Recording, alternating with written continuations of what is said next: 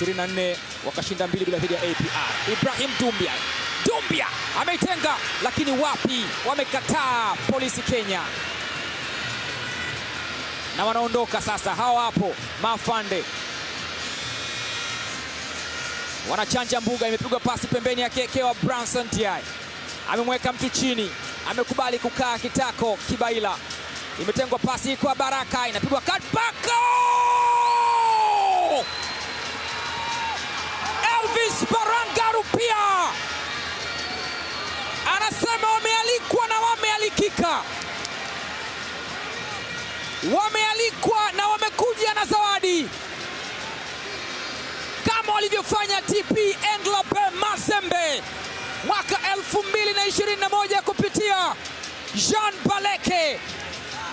Ndicho wanachokaribia kukifanya Kenya Police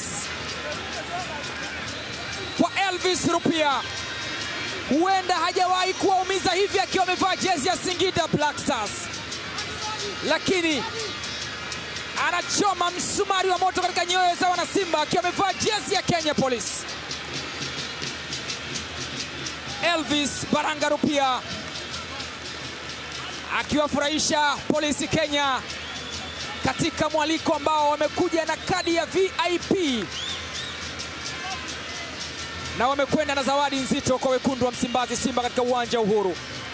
Tamasha la 17 la Simba Day likifanyika pale ambapo liliasisiwa mwaka 2009.